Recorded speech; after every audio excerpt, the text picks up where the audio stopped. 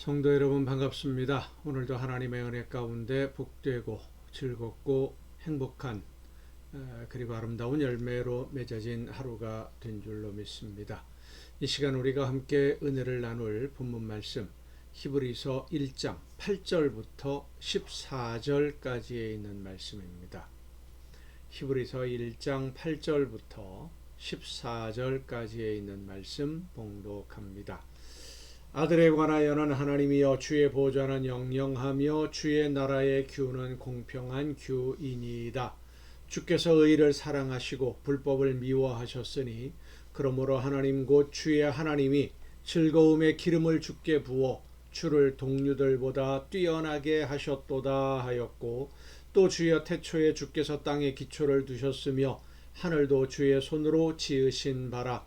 그것들은 멸망할 것이나 오직 주는 영존할 것이요 그것들은 다 옷과 같이 낡아지리니 의복처럼 갈아입을 것이요 그것들은 옷과 같이 변할 것이나 주는 여전하여 연대가 다함이 없으리라 하였으나 어느 때에 천사 중 누구에게 내가 네 원수로 네 발등상이 되게 하기까지 너는 내 우편에 앉아 있으라 하셨느냐.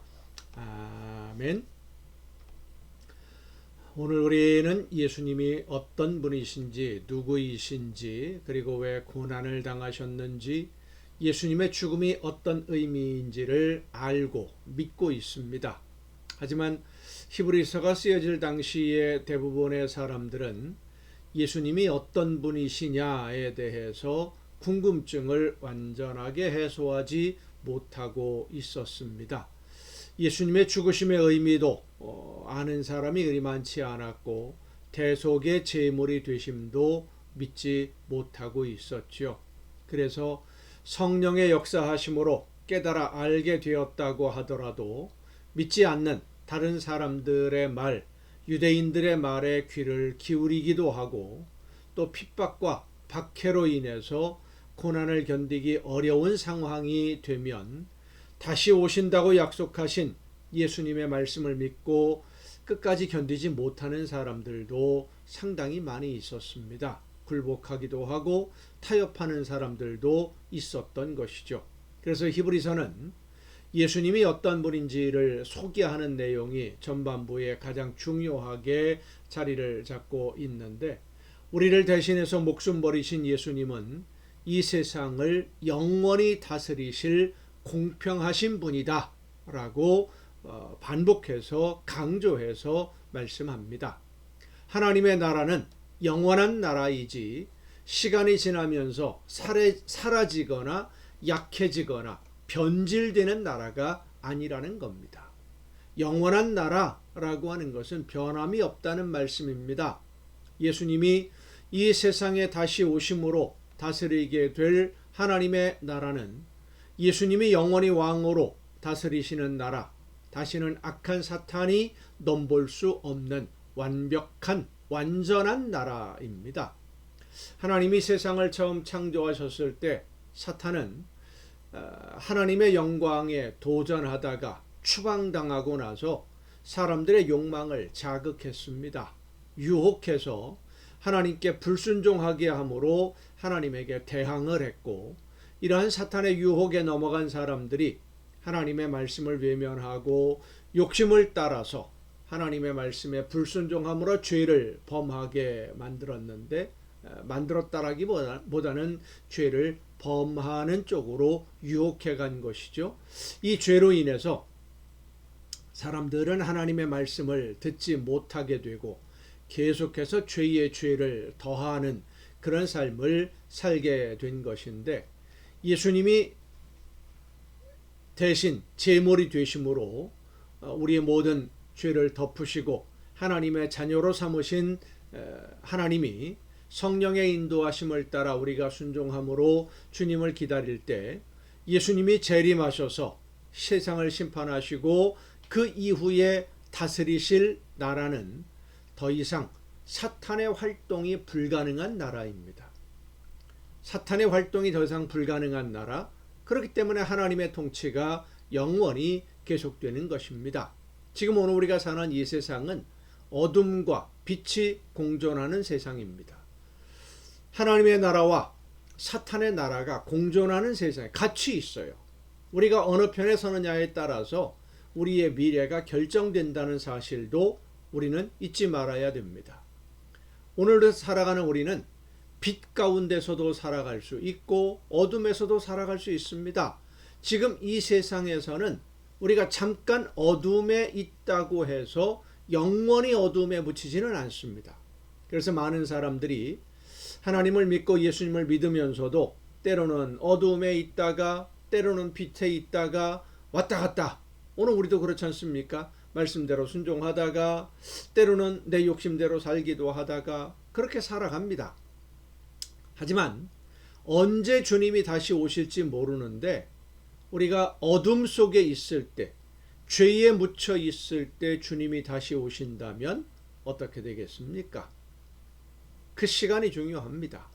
그때가 언제인지 모르는데 내가 예수님을 모른다라고 하고 있을 때 예수님이 오신다면 심각한 문제 아니겠습니까? 예수님의 비유 중에 혼인잔치에 참석하려는 10처녀의 이야기가 있습니다. 5명의 처녀는 여분의 기름과 등을 준비했고 5명은 등만 준비하고 있었지요. 신랑이 언제 올지 몰라서 기다리다가 잠이 들었는데 신랑이 갑자기 오니까 등만 준비한 처녀들은 그제서야 기름이 부족함을 깨닫고 준비하려고 하지만 그만 잔치집의 문은 닫히고 맙니다. 성도 여러분, 우리는 예수님의 오심을 항상 준비해야 됩니다. 재림을 준비하는 삶, 예수님이 다시 오심을 기다리는 삶은 빛에 거하는 겁니다. 어둠에 숨는 것이 아니라 빛 가운데서 살아가는 것이 오늘 다시 오실 주님을 맞이할 준비를 하는 겁니다. 그런데 이렇게 빛 가운데서 살려고 하면 때로 억울한 일을 당할 때도 있고 고난을 당할 때도 있다는 겁니다. 하지만 한 가지 기억해야 할 것은 하나님은 공평하신 분이십니다. 지금 우리가 하나님의 말씀을 따라서 선한 일을 위해 순종하다가 고난을 당하게 되면 지금 당장은 내가 손해를 보는 것 같고 아픔을 당하면 억울한 마음이 들기도 하지만 그 모든 열매를 하나님이 헛되지 않도록 기억하시고 채워주시고 보상해 주심을 여러분 믿으시기를 바랍니다. 하나님은 어느 것 하나라도 헛되게 낭비하게 하지 않으십니다. 하나님의 말씀을 따라 순종한 모든 성도들 100배의 보상을 허락해 주심을 믿으시기를 바랍니다. 또한 우리도 하나님의 공평하심을 본받아서 편파적인 생각을 가지면 안 됩니다. 교회에서 누군가 열심히 헌신하고 봉사하면 열심히 봉사하는 것을 귀하게 여기고 칭찬하고 존경하고 인정해주고 위에서 기도해주고 격려하는 그런 분들이 있는가 하면 어떤 사람은 텃세를 부리는 사람도 있죠. 어지간히 설친다, 곱지 않은 시선으로 바라보는 사람도 있고 잘난 척한다고 흉을 보는 사람도 있고 공연히 트집을 잡는 사람도 있어요. 하지만 하나님의 마음으로 교회를 바라보고 성도들을 바라보는 성도들은 참 귀하게 여기고 칭찬하면서 더 열심히 봉사할 수 있도록 말없이 뒷받침을 해주는 분들이 있습니다. 여러분, 하나님은 공평하신 분이십니다. 절대 편파적이지 않습니다. 하나님의 말씀을 따라 믿음으로 순종할 때에 하나님의 놀라운 은혜와 축복이 우리의 삶에 보상으로 넘치도록 100배로 부어주시는 줄 믿으시기를 바랍니다. 기도하겠습니다. 오늘도 우리와 함께 하시며 우리의 삶을 이끌어 주시는 아버지 하나님, 하나님의 나라를 바라보며 하나님이 기뻐하시는 뜻을 깨닫고 믿음으로 순종하되 주님께서 다시 오실 그날을 준비하면서 날마다 빛 가운데서 하나님의 말씀을 따라 순종의 삶을 살아내는 우리 모두가 되게 하여 주시옵소서. 이 모든 말씀을 예수님의 이름으로 기도하옵나이다. 아멘. 여러분, 오늘도 수고 많으셨습니다. 내일 이 시간 가정예배 시간에 여러분 모두 함께 다 같이 만날 수 있기를 바랍니다. 내일 뵙겠습니다.